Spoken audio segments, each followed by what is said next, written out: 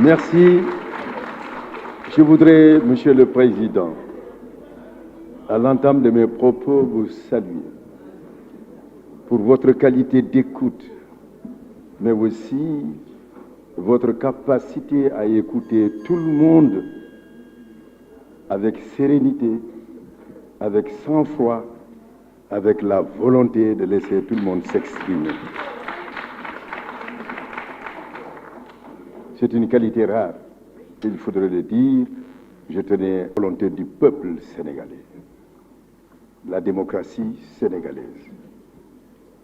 C'est cette démocratie dans son expression qui a bien voulu que... Je voudrais remercier tous ceux qui ont eu à prendre la parole. Des paroles tantôt aimables, des paroles de félicitations, des paroles outrageantes, mais des paroles cherchant à faire essentiellement mal. Je voudrais rassurer les uns et les autres. Nous sommes ici dans une enceinte. Depuis Carpo en 1914, quand il a été remplacé par Blaise Diagne, jusqu'au Galandou et bien d'autres parlementaires que nous avons connus, les Lamine Gueye, et j'entendais dire tout simplement un des grands démocrates américains, Alexis de Tocqueville, qui a écrit un ouvrage célèbre, La démocratie. Cela voudrait dire, mais ce qu'il entendait dire, c'est de la démocratie américaine. Parce qu'il dit que l'apathie est l'ennemi de la démocratie. Alors là, quand il y a le débat, on peut le circonscrire, et on peut s'entendre, on peut s'écouter, et on peut trouver en dernière solution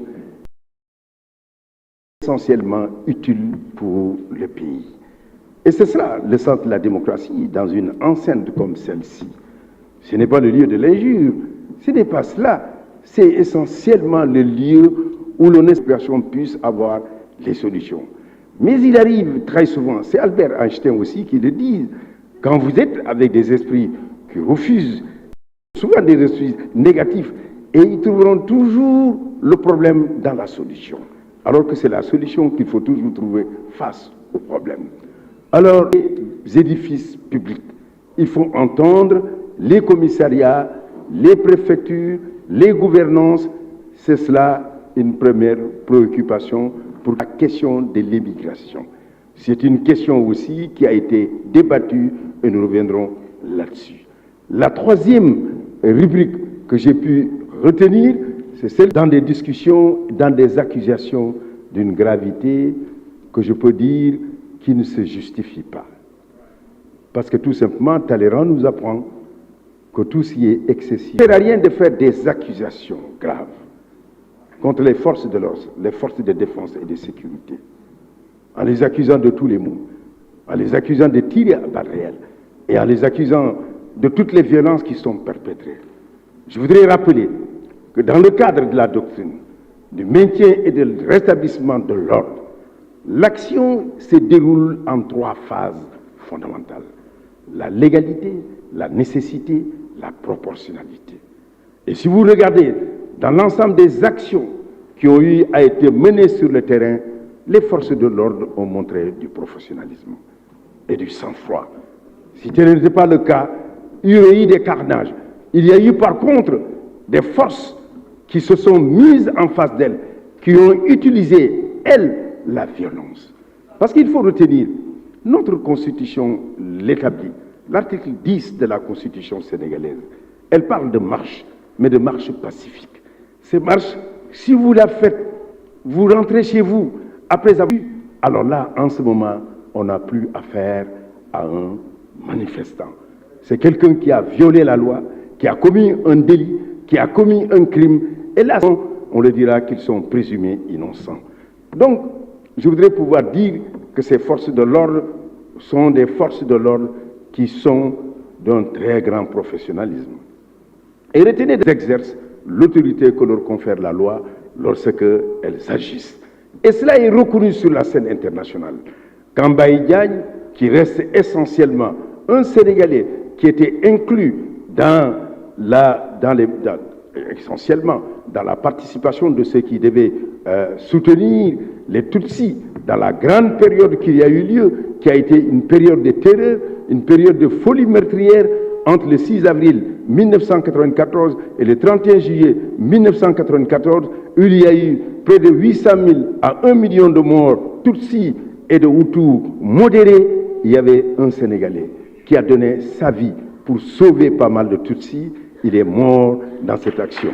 Et on a créé une médaille du courage pour précisément louer le professionnalisme des Sénégalais. Il en est ainsi aussi de nos policiers reconnus dans tous les théâtres, que ce soit Haïti, l'armée de façon globale, nos forces de défense et de sécurité. Des accusations gratuites à leur égard me paraît être injustifiées. Hier, je vous ai dit l'année est-il utile. Li nga wax ndax dëgg la, li ngay wax ndax lu baax la, li nga wax ndax am na njëriñ. Et il conclut, si rien de ces trois éléments ne sonne, alors tais-toi. Nous avons entendu des paroles violentes qui peut-être placent à leurs auteurs dans un état jubilatoire. Mais cela n'est pas la démocratie. C'est de regarder l'autre et de savoir aussi le respecter. Parce que le fondement de la démocratie, c'est aussi la tolérance. Voltaire nous apprend: je ne suis pas d'accord avec ce que vous me dites, mais je suis prêt à mourir pour que vous puissiez le dire. C'est pour ça que je vous écoute. Alors, parmi ces questions spécifiques, que de propos manifestement injurieux et inacceptables à l'endroit d'un homme d'État aux qualités exceptionnelles, le président de la République, Macky Sall. Ici, il a pris une décision qui restera dans l'histoire. Quoi qu'on en dise, on vous dira des pressions, on vous dira que non, c'est une obligation. Il a été poussé. Mais cet homme a eu à dire, on refuse de l'entendre. Ceux qui ont l'ouvrage, lisez-le. Je vous l'envoie. Le Sénégal au cœur. Je vous envoie à la page 157. Je vous renvoie à la page 165. Quand il venait en 2019, devant les Sénégalais, il a dit publiquement: je viens solliciter un autre mandat, mon dernier mandat. C'est le code d'honneur d'un homme d'État qui a respecté sa parole. Et je vous dis, en la respectant, il avait le droit avec lui, la loi avec lui, la jurisprudence avec lui, la justice avec lui. Parce que le Conseil constitutionnel a tranché cette question-là. Et il faudrait pouvoir le dire. À cet homme, on écrit qu'il n'aurait pas dû avoir la récompense et la reconnaissance internationale parce que tout simplement, on lui demande d'être un envoyé pour défendre les intérêts majeurs de notre monde. Les arguments qui sont utilisés sont des arguments de bas étage. Parce que défend-il? Et qu'a-t-il défendu? Qu'a-t-il toujours défendu? Ce qu'il a défendu sur la scène internationale, ce qu'il a voulu d'être le président de l'Union africaine, c'est quoi? Ce sont ces grands enjeux globaux qui sont nos défis, qui menacent la sécurité de notre monde si troublé. C'est l'injustice climatique.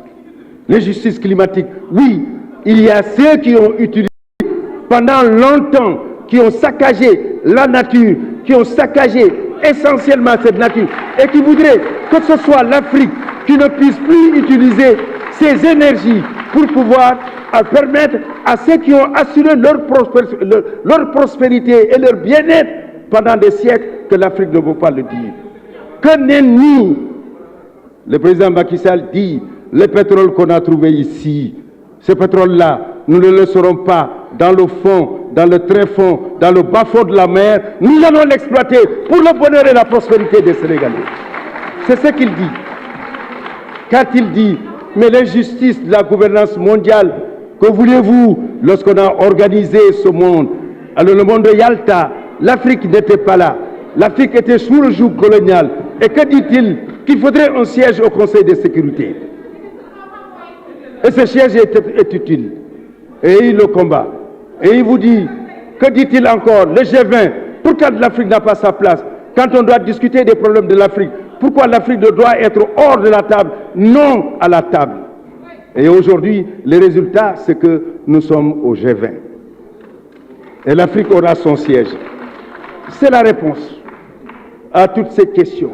L'organisation des élections, en 2007, quand le président Macky Sall allait en compétition avec les autres, je voudrais rappeler 2000, je voudrais rappeler 2012, mais rappelez-vous tous, autre temps, autre mœurs, la démocratie sénégalaise est une démocratie mature, c'est une démocratie majeure, et cette démocratie a montré à travers les hommes qui les ont servis au plus haut niveau que ces hommes alors ont laissé des traces pour l'histoire. La preuve, que ce soit Senghor, le président de la République Senghor, il a eu à prendre Léopold Sédar Senghor la décision, sans être chassé par le peuple, sans être contraint de démissionner et de partir la tête haute. C'est déjà un premier palier. C'est le cas du président Abdou Diouf, après des élections disputées âprement, avec un régime qui est là pendant 40 ans, qui trouve sa source depuis le BDS en 1952, quand Senghor le créé. Il a eu le lendemain à appeler le président Abdoulaye Wade, que vous avez servi pendant longtemps, pour lui dire félicitations, montrant ainsi qu'il s'est levé au-delà de tout. Il n'a pas attendu les résultats des élections. Qu'a fait Abdoulaye Wade? Après les élections, au mois de mars, le 25 mars, alors 2012, c'est d'appeler le même soir le président Macky Sall pour lui dire félicitations. C'est cela l'autre palier de la démocratie sénégalaise. Le dernier palier, c'est le président Macky Sall qui dit « Je renonce depuis le 3 juillet 2000 ». Alors nous aurons une élection où on n'aura pas un président de la République. Nous aurons une élection où ce sont d'autres personnes, pas le président Macky Sall. Et le président Macky Sall, il a la légitimité, il a la légalité constitutionnelle. 11 élections organisées, toutes ces élections gagnées avec une certitude absolue. Alors là, nous avons un autre palier supplémentaire de notre démocratie. Quand on a dit il faut une conférence, oui, ne vous en faites pas. Quand on a dit qu'il faut une conférence, alors je voulais vous dire, alors cette conférence n'était pas utile. Rassurez-vous, et je les résumerai. Et j'en reviens à nos différents points. Les commissariats, nous avons un plan. Que ce soit à Pikine, que ce soit à Birkelane, que ce soit à Salémata, que ce soit dans les différentes parties du pays. Mais n'oubliez pas qu'il y a les commissariats, il y a les gendarmeries. 90% du territoire est couvert par le maillage sécuritaire. La sécurité des Sénégalais est aussi assurée. Je voudrais pouvoir dire aussi exactement, lorsque dans les commissariats il y a des difficultés, nous rappelons que la loi sénégalaise reconnaît à chacun sa nationalité. À partir du moment où vous êtes reconnu comme tel, il va de soi qu'il y a cette récrimination et cette position que nous entendons la plupart du temps. Mais nous avons rappelé, et c'est le président de la République qui a eu à le dire, s'il faut demander un certificat de nationalité, il sera demandé à tout le monde. S'il ne faut pas demander un certificat de nationalité, en ce moment, il faudrait respecter la loi. Parce que cela n'est pas inclus dans la loi de la nationalité sénégalaise. Ça, c'est aussi un point. Vous vous êtes beaucoup appesantis sur la question aussi des passeports.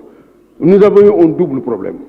Un problème parce que tout simplement, celui qui produit, c'est-à-dire l'entreprise qui produit, a été confronté à la délocalisation, ce qui a entraîné une baisse des régimes. Mais de notre côté, il y a un nombre de plus en plus important de Sénégalais qui veulent le passeport. Nous sommes en train d'y remédier et nous ferons en sorte que ce soit les Sénégalais d'ici, de la diaspora particulièrement, qui en ont besoin, qu'ils aient ces documents précieux et qu'ils puissent faire leur travail et ainsi apporter, alors, satisfaire les différentes actions administratives ou démarches administratives qu'ils doivent mener dans le pays d'accueil. Je voudrais en dernière instance rappeler une chose. Le Sénégal est un pays de dialogue. Le Sénégal est une terre de paix. Une paix qu'il préserve à l'intérieur et à l'extérieur. En 1960 déjà, notre armée était au Congo pour apporter notre contribution pour la paix dans ce pays. Quand il y a eu la sécession du Katanga, dans ce pays qui est devenu le pays de Mobutu, que l'on appelle le Zaïre. Mobutu Sese Seko Kuku Ngendouba Zabanga. De son nom d'authenticité. Le Sénégal y était. Il a été dans tous les théâtres de conflit pour montrer que nous sommes dans la paix et que la paix reste fondamentalement celle que nous voulons. Et aujourd'hui, le président Macky Sall est à Diamniadio pour ouvrir une conférence sur la sécurité et la paix. C'est la 9e édition. Il a la paix chevillée au corps. Parce que tout simplement, que peut-on faire sans la paix? Ça, c'est très important. C'est dans cela qu'il y a la construction. Nous sommes ici en train de parler de démocratie et de parler. Ailleurs, vous avez entendu dans un pays qui n'est pas très loin de chez nous, il y avait le crépitement des armes. Mais nous nous réunissons ici parce qu'il y a une armée, parce qu'il y a une police, parce qu'il y a une gendarmerie, des gens qui font que ici, ceux qui sont là, puissent dormir, vaquer à leurs affaires, alors que eux, ils ne dorment pas matin, midi et soir pour assurer la sécurité. Sénégal, nee nañu ñaan moo téye Sénégal dëgg la lu wër la. Mais il y a des hommes et des femmes qui consacrent à leur vie, pour que rien ne puisse rentrer ici. Nous touchons du bois. Le terrorisme a touché toutes les régions de notre pays, je veux dire les pays voisins et limitrophes. Dieu nous a préservés, qu'il continue de nous préserver. Mais c'est parce qu'il y a des gens qui font ce travail, ce sont les forces de l'ordre et de sécurité, qui ont besoin de respect, de considération et même d'affection pour le travail qu'ils font. Des forces qui sont des forces de défense républicaines. Vous avez vu, quand j'affirme un mot, je le démontre. Ce sont des forces républicaines. Pourquoi? Elles le sont lorsque, en 2000, le président Abdou Diouf, qui a eu ce geste exceptionnel, devait transmettre le pouvoir. L'armée sénégalaise au président Abdoulaye Wade sans état d'âme. Le 4 avril aussi, 2012, ces mêmes forces de défense et de sécurité ont défilé devant le président Macky Sall, nouveau président, le nouveau chef suprême des armées, selon l'article 47 de la Constitution, sans état d'âme. C'est ça, les forces de défense républicaines. C'est ça, le Sénégal. Ce sont ces forces-là qui font honneur à travers leur travail, à travers ce qu'ils font, qui n'est pas facile. Mais pour continuellement préserver la paix, la sécurité et la tranquillité des Sénégalais. Je voudrais pouvoir dire aussi, pour les commissariats, les constructions à Touba, à Mbaké, nous sommes déjà en train de le faire. Ailleurs aussi, dans d'autres coins, on nous a parlé des brigades nationales. Je suis content de constater que beaucoup réclament du matériel est actuellement à disposition. Pas moins de 500 véhicules, des types de matériel qui ont la capacité d'apporter aujourd'hui tous les secours dans tous les domaines et dans toutes les formes de menaces que nous connaissons aujourd'hui. Président, je crois que vous nous avez donné ici l'occasion de nous adresser à la représentation nationale. Ce seront des élections transparentes. Vous le savez, et vous le savez, vous en avez la preuve.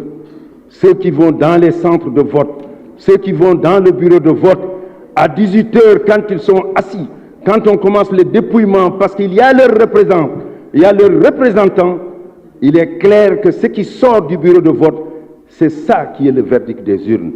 Et quand on fait l'addition au niveau du centre, ce que nous avons, c'est ce qui est le verdict des urnes.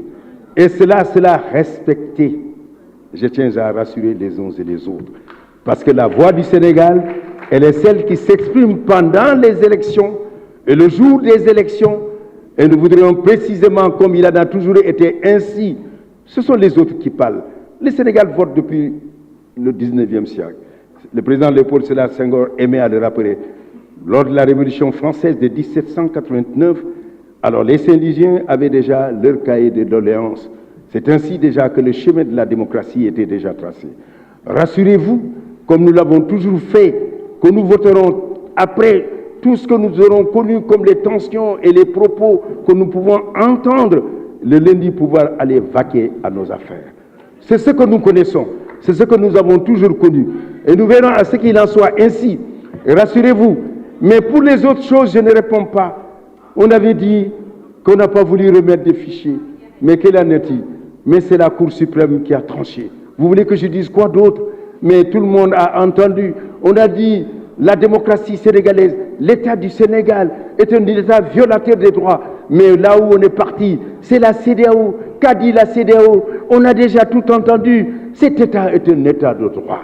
Et un État de droit, je vous ai dit, il fonctionne sur le principe de l'égalité, sur le principe de l'équité, sur le principe de la non-discrimination et de la non-exclusion. C'est ça l'État du Sénégal. Et je voudrais vous dire les uns et les autres, soyons assurés d'une chose, toutes les conditions seront réunies pour que le Sénégal puisse continuer son chemin vers l'excellence, la démocratie. Je vous remercie de votre attention. Je vous remercie, Monsieur le ministre. Monsieur le ministre des Finances, vous avez la parole.